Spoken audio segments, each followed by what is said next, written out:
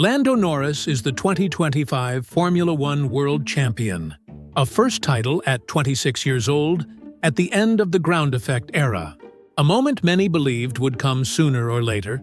But, as always, Formula One doesn't hand out a championship without controversy, and the community has filled the internet with a series of asterisks around Norris's title.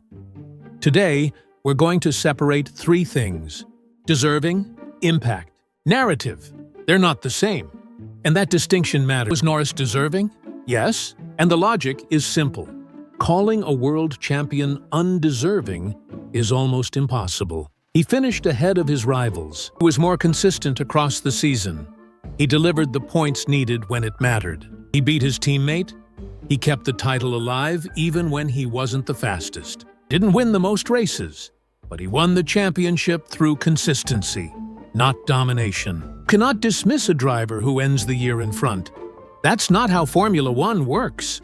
But there is a separate discussion, and that's where the controversy begins. Both the team order narrative and why it grew louder throughout the season. Across the year, McLaren made several decisions that, intentionally or not, fueled the perception that Norris was being favored.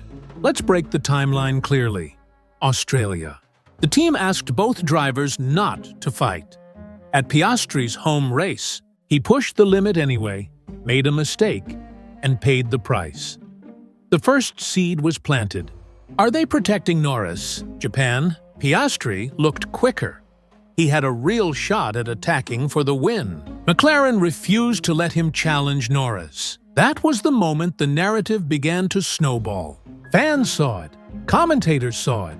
And Piastri knew exactly what he lost that afternoon. Silverstone. Piastri received a harsh penalty for falling too far behind the safety car. He served it, rejoined behind Norris, and asked the team to reverse positions. McLaren refused. Despite agreeing, the penalty felt harsh. Monza. Norris loses time in the pits. Piastri inherits position. This time McLaren asks for the swap. Two similar situations, two opposite decisions, and Piastri's radio summed it up.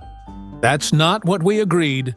Hungry strategy once again swings toward Norris. None of these moments individually prove favoritism, but collectively they shape a narrative, especially when Zak Brown is close to Norris's career. And fans notice when Piastri wins and the team garage doesn't rush to celebrate with him. Whether intentional or not, the optics were damaging. McLaren wasn't benefiting Norris on purpose. They simply struggled to manage a dual title challenge for the first time since 2007. But Formula One is a sport where perception becomes reality. 3. The bigger question: the impact of the title. This is where things get interesting. Norris deserved the title, but his title has the least narrative impact of the three contenders. Here's why. If Verstappen had won, it would have been historic. A driver dragging a weaker car into a title fight. A comeback from more than 90 points behind. Season remembered for decades. If Piastri had won, it would have mirrored the classic Piquet Mansell dynamic. A driver overcoming internal politics and perceived disadvantage to beat the teammate favored by the structure. That type of storyline becomes legend. But with Norris winning, the outcome feels calmer. Not undeserved, not hollow, just less dramatic. Norris will be remembered as the champion who executed well, not the champion who defied impossible odds. Impact and merit are different concepts. Norris has the merit. Verstappen and Piastri had the more dramatic impact. 4. The historical comparison. Norris is not the worst champion. Some fans have exaggerated heavily. But historically, Norris sits comfortably among Damon Hill, Jacques Villeneuve. He's not a Verstappen or a Hamilton, but no one is asking him to be. And he's absolutely not the weakest champion. His season was consistent, clean, structured, and mentally stronger after his Canada crash. He improved, he adapted, he delivered when the title was on the line. That's a world champion. 5th, the more fascinating debate. Is Verstappen 2025 one of the greatest non-champion seasons ever? You can argue it is. Only a few drivers have delivered comparable campaigns. Senna, 1993. A masterclass in a car not built to win championships. Alonso, 2012. Perhaps the closest parallel. No dominant machinery. Title fight carried by sheer brilliance. Senna, 1989. Superior pace.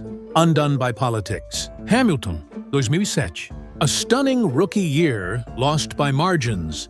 Verstappen's 2025 belongs in that category. He didn't have the best car, often the third best, but he dragged the fight into the final race. One of the greatest near-miss seasons in the sport's history. Lando Norris, a deserved world champion. Max Verstappen, the standout driver of the season. Oscar Piastri, the driver caught in the most complex team narrative of the year. Formula One crowned the correct champion. Because Formula One crowns the driver who delivered the best combination of speed, consistency, and execution. But the storytelling? That belongs to Verstappen and Piastri. And that's what makes 2025 a season people will debate for a long time. Did Norris simply do what a champion must do? Or will Verstappen's 2025 be remembered more than Norris's title?